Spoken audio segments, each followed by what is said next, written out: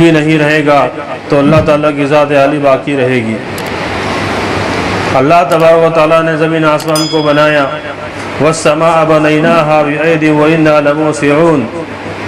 آسمان کو ہم نے اپنے ہاتھوں سے بنایا، والسماء بنیناها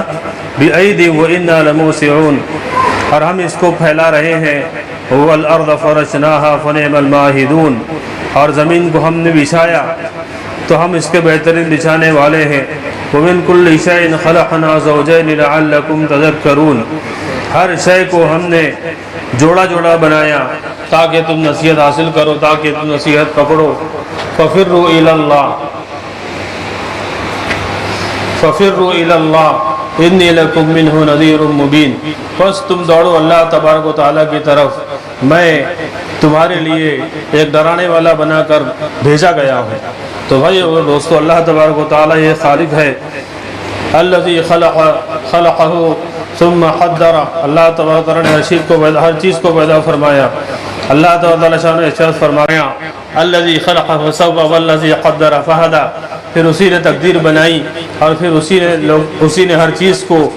اپنی رہنمائی عطا فرمائی۔ تو بھائی اور دوستو، زمین آسمان، چاند سورج ستارے، جتنی چیزیں ہم کائنات میں دیکھ رہے ہیں اور جتنی ہم چیزیں نہیں دیکھ رہے ہیں، سب کو پیدا کرنے والی ذات ایک اکیلی اللہ تبارک و تعالیٰ کی ذات ہے۔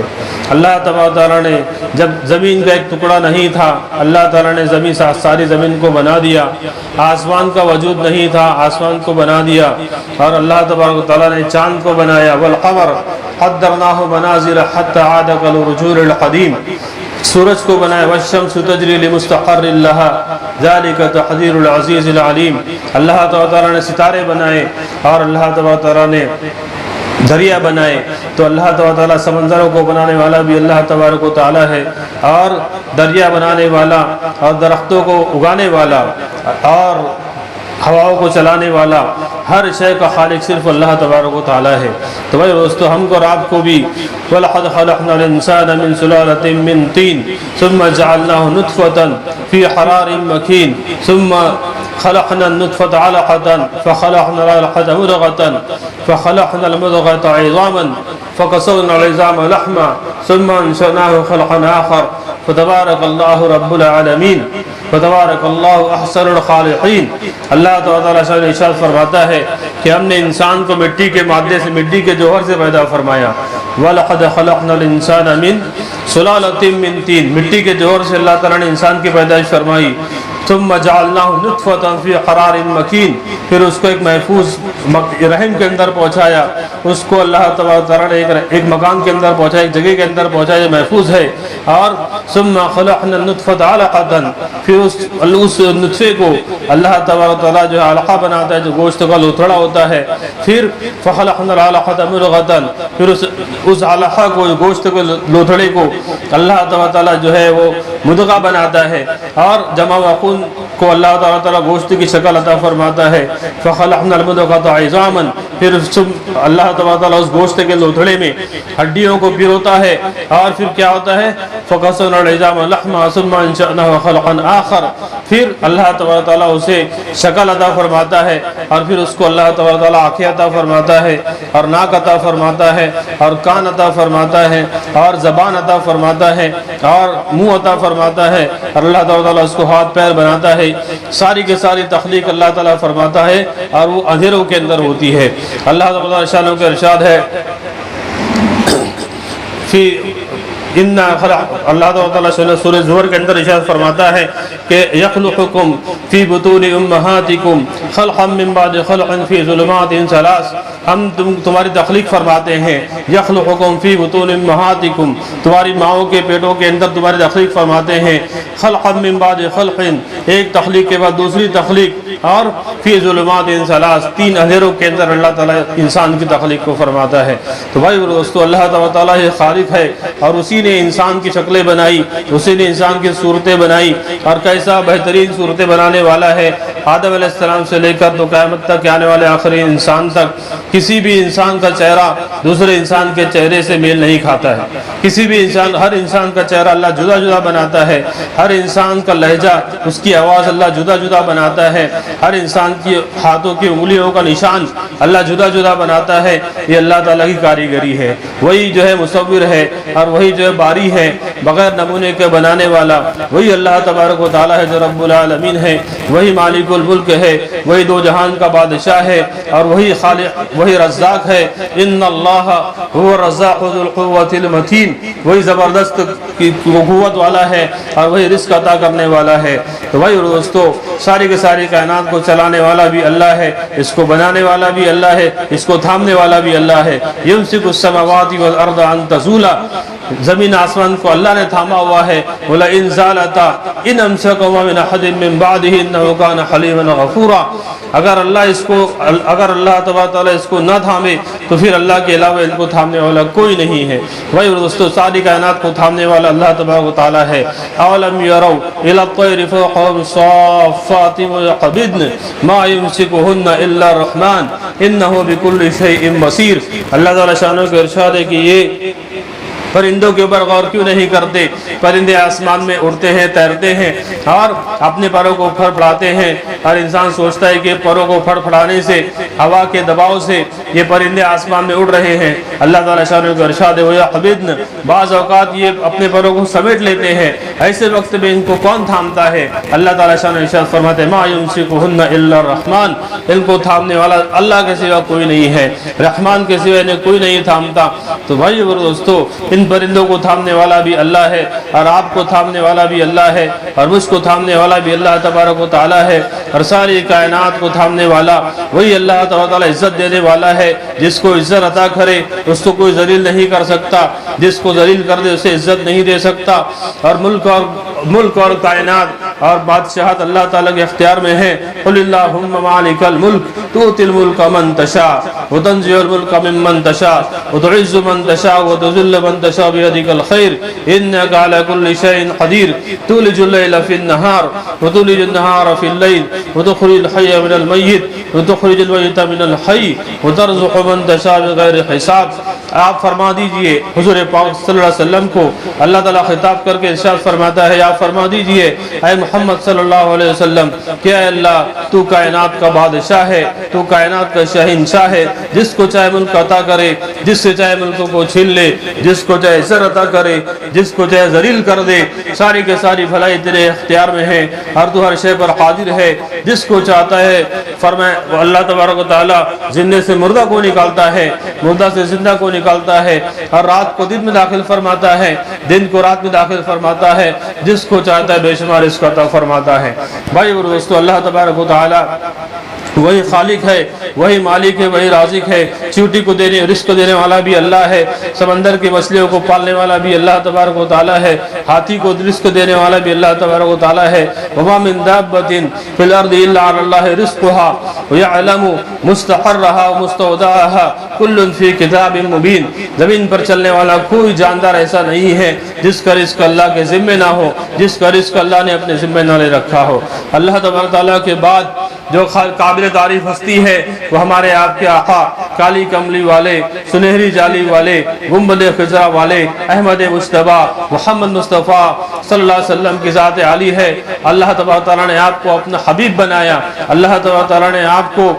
معراج عطا فرمائی۔ معراج میں اللہ تعالیٰ نے کے رسول صلی اللہ علیہ وسلم نے اللہ تعالیٰ سے عرض کیا کہ یا اللہ تو نے ابراہیم علیہ السلام کو اپنا خلیل بنایا اور موسیٰ علیہ السلام کو اپنا کلیم بنایا، اور سلیمان علیہ السلام کے لیے تو نے ہواؤں کو مسخر فرمایا، اور تو نے عیسیٰ علیہ السلام کے لیے مردوں کو زندہ کیا، داؤد علیہ السلام کے لیے تو نے لوہے کو نرم کیا، تو تو نے میرے لیے کیا انعام دیا؟ تو اللہ تعالیٰ نے ارشاد فرمایا اے محمد صلی اللہ علیہ وسلم کیا میں آپ کو ان تمام چیزوں سے افضل، تمام چیزوں سے بہتر چیز نہ عطا فرماؤں؟ وہ کیا ہے؟ فرمایا کہ ما ذکرت الا ذکرت معی، کہ نبی صلی اللہ علیہ وسلم جب تک میرے ذکر کے ساتھ تیرا ذکر نہیں کیا جائے گا میرا ذکر بھی نامکمل رہے گا، میرا ذکر مکمل نہیں ہو سکتا۔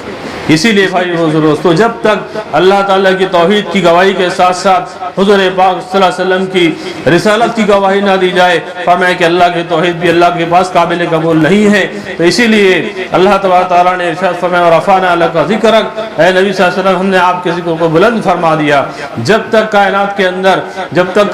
تک کائنات باقی رہے گی اور اذانوں کی آوازیں آتی رہے گی، اشہد ان لا الہ الا اللہ کے ساتھ اشہد ان محمد رسول اللہ کی بھی صدا آتی رہے گی، اور فرمایا کہ جب تک اقامت ہوتی رہے گی اللہ کے رسول صلی اللہ علیہ وسلم کا نام نامی باقی رہے گا۔ حضور پاک صلی اللہ علیہ وسلم کو اللہ تبارک تعالیٰ نے ارشاد فرمایا طٰہ ما انزلنا علیک القرآن لتشقى الا تذکرۃ لمن یخشی، اے نبی صلی اللہ علیہ وسلم آپ اپنے آپ کو اتنی مشقت میں مت ڈالیے۔ حضور پاک صلی اللہ علیہ وسلم بے شمار یعنی آپ اتنی مشقت کیا کرتے تھے عبادت میں، اور اپنے آپ کو بعض اوقات بعض روایتوں کے مطابق آپ رسی سے باندھ لیتے تھے تاکہ رات کے وقت نماز میں اللہ کے سامنے قیام کرنے سے گر نہ جائے۔ اللہ تعالیٰ نے ارشاد فرمایا کہ طٰہ ما انزلنا علیک القرآن لتشقى الا تذکرۃ لمن یخشی، اے نبی صلی اللہ علیہ وسلم ہم نے آپ کو اس لیے دین نہیں دیا، اس لیے آپ پر قرآن پاک نازل نہیں فرمایا کہ آپ مشقت میں پڑ جائے، لیکن یہ صرف نصیحت ہے، نصیحت حاصل جو ڈرنے والوں کے لیے نصیحت ہے، آپ پر اللہ تعالیٰ نے آسانی فرمائی۔ اسی طرح اللہ تعالیٰ شانہ کا ارشاد ہے یا ایھا المزمل قم اللیل الا قلیلا نصفہ او انقص منہ قلیلا او زد علیہ ورتل القرآن ترتیلا، اے نبی صلی اللہ علیہ وسلم اے مزمل، اے کملی کے اندر لپٹے ہوئے اٹھو اور اپنے رب کے سامنے قم اللیل کھڑے ہو جاؤ رات کے وقت میں، الا قلیلا اللہ کے سامنے عاجزی کرنے میں، اللہ کے سامنے نماز پڑھنے میں کھڑے ہو جاؤ اور مصروف ہو جاؤ، مشغول ہو جاؤ۔ قم اللیل الا قلیلا مگر تھوڑی رات، نصفہ آدھی رات، او انقص علیہ نصفہ او انقص منہ قلیلا اس سے کچھ کم کر دیجئے، او زد علیہ اس سے کچھ زیادہ کر دیجئے، ورتل القرآن ترتیلا اور قرآن پاک کو اچھی طرح سے ٹھہر کر ترتیل کے ساتھ قرآن پاک کی تلاوت کیجئے۔ یا ایھا المدثر قم فانذر وربک فکبر وثیابک فطہر والرجز فاہجر ولا تمنن تستکثر لربک فاصبر، اے لحاف کے اندر لپٹے ہوئے اٹھیے اور اپنے رب کی بڑائی بیان کیجئے اور لوگوں کو ڈرائیے، اپنے رب کی بڑائی بیان کیجئے۔ تو بھائی دوستو اللہ تعالیٰ نے جگہ جگہ کہیں پر لاڈ کے ساتھ آپ کو خطاب فرمایا، پیار کے ساتھ آپ کو خطاب فرمایا۔ آپ کو اللہ تعالیٰ نے یاسین کہا، یاسین والقرآن الحکیم انک لمن المرسلین، اے نبی صلی اللہ علیہ وسلم مجھے قرآن با حکمت کی قسم ہے، تم میرے رسولوں میں سے ہو، تم میرے انبیاء میں سے ہو، پیغمبروں میں سے ہو۔ بھائی دوستو اللہ تبارک و تعالیٰ نے حضور پاک صلی اللہ علیہ وسلم کو درجہ عطا فرمایا کہ اللہ کے رسول صلی اللہ علیہ وسلم کا ارشاد ہے کہ جنت کی چابی میرے قبضے میں ہوگی قیامت کے دن، مفاتیح الجنت عندی، کہ قیامت کے میدان میں جنت کی چابی میرے پاس ہوگی۔ اور اللہ تعالیٰ اور حضور پاک صلی اللہ علیہ وسلم نے ارشاد فرمایا کہ میں تمام آدم کے جتنے بھی آدم کے اولاد ہے، تمام کے انسانوں کو اللہ تعالیٰ نے مجھ کو سردار بنایا ہے، اور تمام کا جھنڈا جو میرے پاس جھنڈا ہوگا تمام کے تمام وہ جھنڈے کے نیچے ہوں گے، اور 1,24,000 انبیاء کرام کی امامت اللہ تعالیٰ نے آپ کو جو ہے عطا فرمائی، حضور پاک صلی اللہ علیہ وسلم نے امامت فرمائی، اور 1,24,000 انبیاء کرام نے آپ کی ابتدا میں نماز پڑھی۔ بھائی دوستو حضور پاک صلی اللہ علیہ وسلم کے جو پیغام لے کر آئے وہ پیغام کیا ہے، آپ نے کیا اپنی امت کو کیا پیغام دیا، اور آپ نے امت کو کیا جو ہے نصیحت فرمائی۔ حضور پاک صلی اللہ علیہ وسلم نے اپنی ساری زندگی میں جو ہے وہ اللہ کے دین کو دنیا کے اندر پھیلانے کے لیے اور انسانوں تک پہنچانے کے لیے بے شمار تکلیفیں برداشت کی۔ فرمایا کہ طائف کے میدان میں آپ نے اتنی تکلیف برداشت کی، حضرت عائشہ رضی اللہ تعالیٰ نے عرض کیا ایک مرتبہ اللہ کے رسول صلی اللہ علیہ وسلم آپ کو سب سے زیادہ تکلیف کس وقت ہوئی؟ حضور صلی اللہ علیہ وسلم نے ارشاد فرمایا کہ طائف کے میدان میں سب سے زیادہ مجھ کو تکلیف پہنچائی گئی جب دو لوگوں کے جو ہے وہ لوگ شریر بچے آپ کو پتھر مار رہے تھے، اور آپ صلی اللہ علیہ وسلم کو جو ہے وہ دو لوگوں کے ذریعے سے ایک دائیں طرف ایک بائیں طرف، کیونکہ آپ چلنے کے قابل نہیں رہ گئے تھے اس لیے ایک دائیں طرف سے پکڑتا ایک بائیں طرف سے پکڑتا، آپ کو چلنے پر مجبور کیا جاتا۔ پھر جب آپ چلنا شروع کرتے فرمایا کہ اس وقت پھر آپ کے پیروں پر آپ کے جسم پر پتھر مارے جاتے۔ 3 میل تک حضور پاک صلی اللہ علیہ وسلم کے ساتھ یہی سلوک ہوتا رہا۔ تو بھائیو حضور پاک صلی اللہ علیہ وسلم نے اتنی قربانی دین کی خاطر اتنی قربانیاں دی کہ جن کا ہم اندازہ تصور بھی نہیں کر سکتے۔ راتوں کو آپ روتے رہے، راتوں کو روتے تھے، یہاں تک کہ اللہ تعالیٰ نے ارشاد فرمایا لعلک باخع نفسک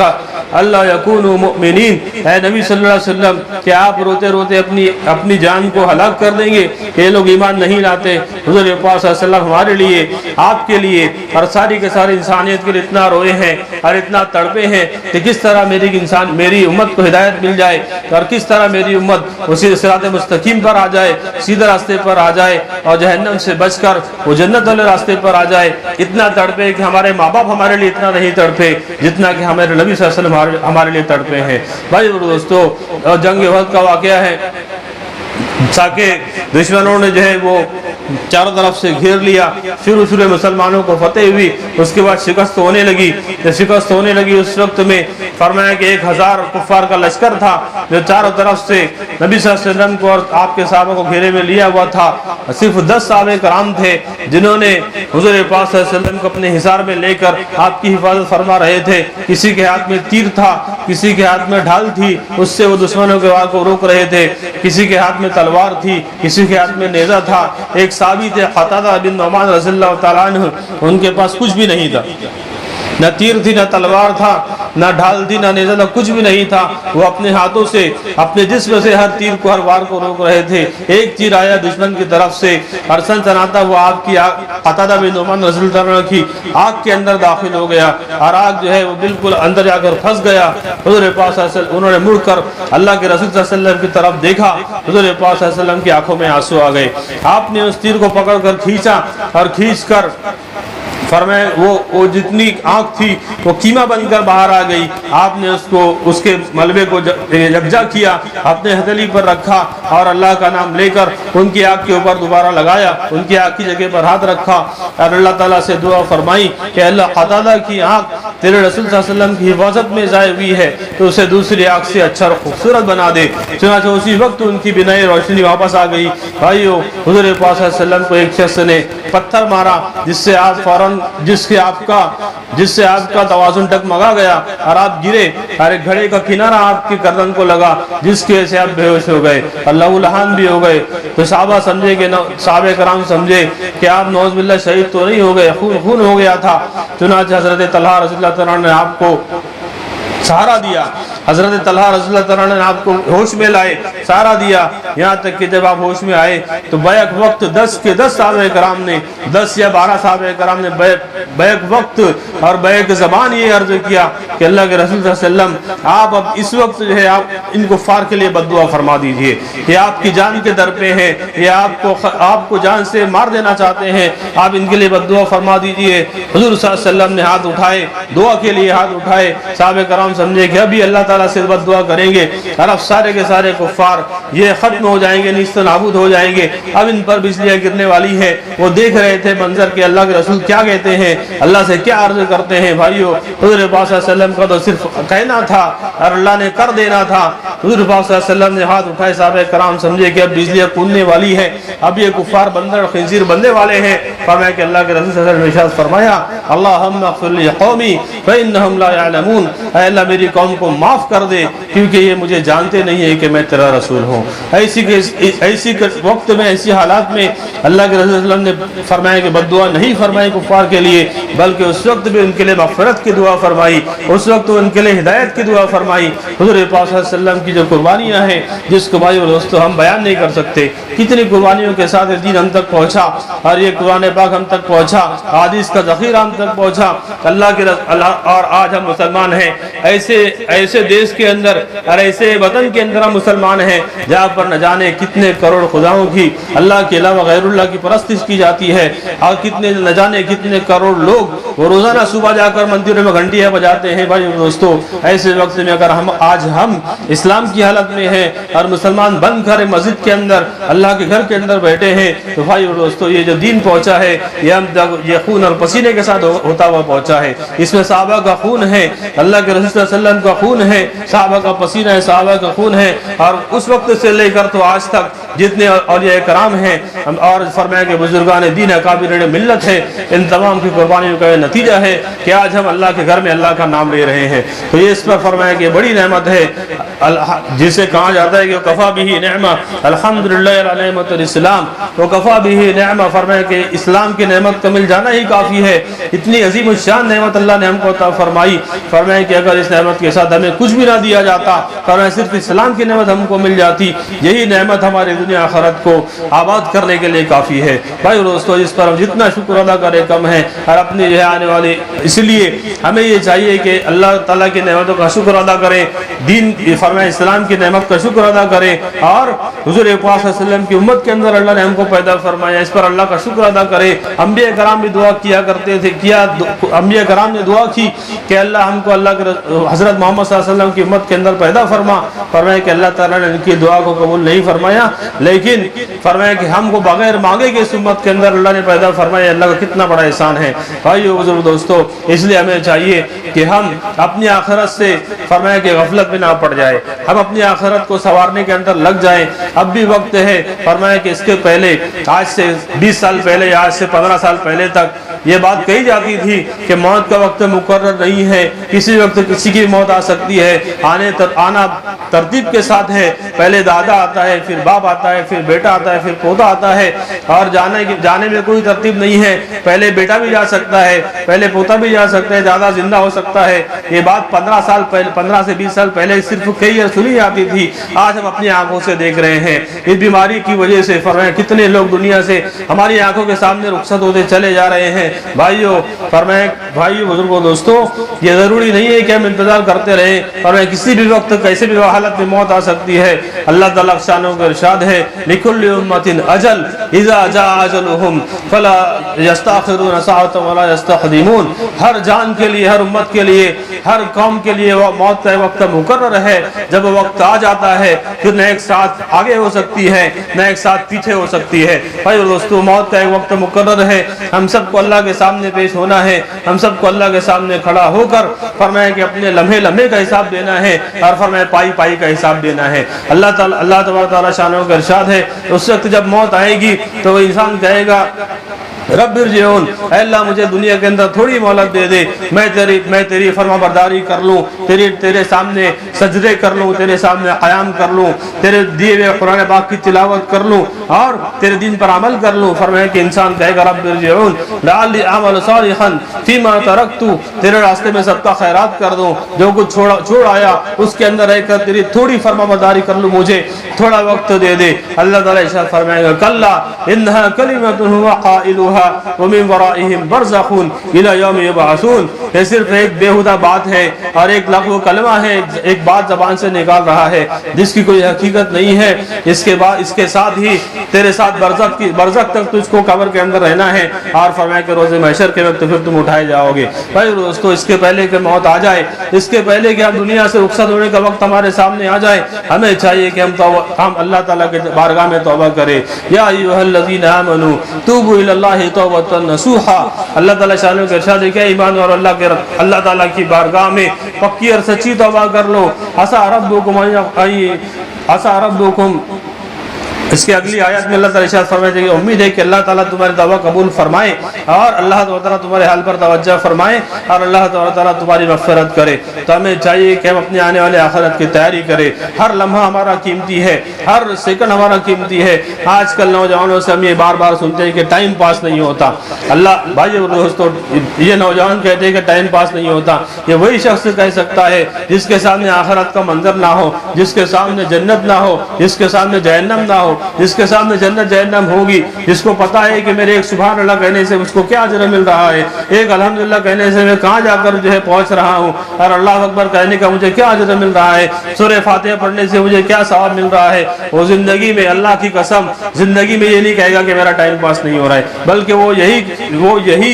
یہ کہے گا کہ مجھ کو وقت نہیں مل رہا ہے کہ میں آخرت کے لیے نیکیاں جمع کروں۔ بھائی اسی لیے کہتے ہیں کہ اللہ اینما تکونوا یدرککم الموت ولو کنتم فی بروج مشیدہ، تم جہاں کہیں رہو گے موت تمہیں آ کر دبوچ لے گی، بھلے تم بھلے تم جو ہے وہ مضبوط قلعے کے اندر کیوں نہ پناہ لیے ہوئے ہو، پھر بھی موت آ کر تمہیں دبوچ لے گی۔ اس کے پہلے کہ وہ وقت آئے، ہمیں چاہیے کہ اللہ تعالیٰ کی بارگاہ میں توبہ کرے۔ ہمیں ہر ایک شخص اللہ کے سامنے کھڑا ہونا ہے، اور وہ جو آخرت کے مناظر ہیں اور محشر کے میدان کے واقعات ہیں، ان کی تفصیل بہت زیادہ لمبی ہے۔ میں صرف ایک بات کہہ کے اپنی بات کو ختم کر دیتا ہوں۔ انسان کو اللہ کے سامنے ایسے کھڑے ہونا ہے، ہر انسان کو،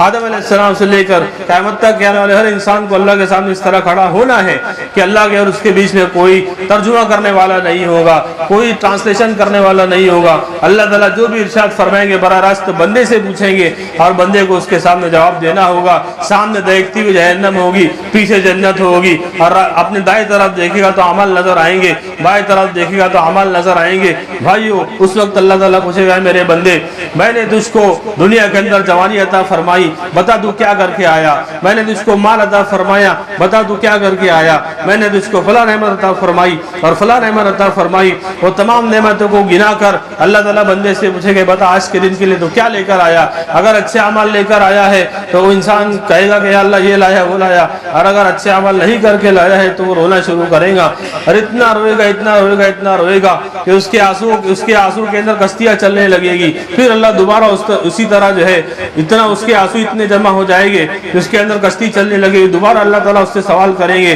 یہاں تک کہ روتے روتے روتے روتے انسان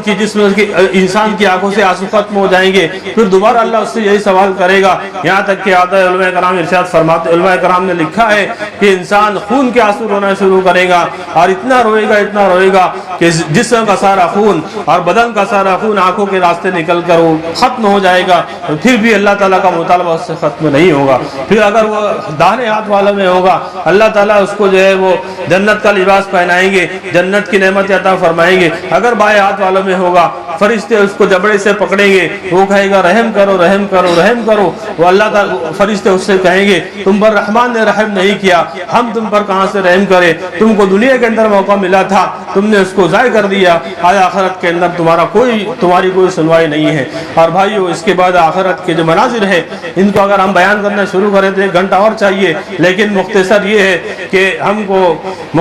سمجھدار کو اشارہ کافی ہے۔ ہم سب جانتے ہیں الحمدللہ ہمارا جہنم پر یقین ہے، جنت پر یقین ہے، ہمارا آخرت کی باتوں پر ہم سب کا یقین، اللہ کا شکر ہے۔ بس اس بات کی ضرورت ہے کہ اس کی ہم یاد دہانی کرتے رہے۔ وذکر فإن الذکر تنفع المؤمنین، اللہ تعالیٰ ارشاد فرماتے ہیں کہ تذکرہ کیجئے، نصیحت کیجئے، نصیحت کرنا ایمان والوں کو نفع دیتا ہے۔ یہ چند کلمات آپ کی خدمت میں عرض کیے۔ اللہ تعالیٰ سے دعا ہے اللہ تعالیٰ ہم تمام کو توبۃ نصوح کرنے کی توفیق عطا فرمائے، اللہ تعالیٰ ہمارے پچھلے تمام گناہوں کو معاف فرمائے، اور آئندہ کی زندگی موت تک اللہ تعالیٰ ایسی عطا فرمائے جس میں اللہ تعالیٰ کی فرمانبرداری کرے، اور اس حال میں دنیا سے اللہ میں رخصت فرمائے کہ ہم جو ہے وہ اسلام پر ایمان کی حالت میں ہو، اور اللہ تعالیٰ ہم سے راضی ہو۔ وآخر دعوانا الحمدللہ رب العالمین۔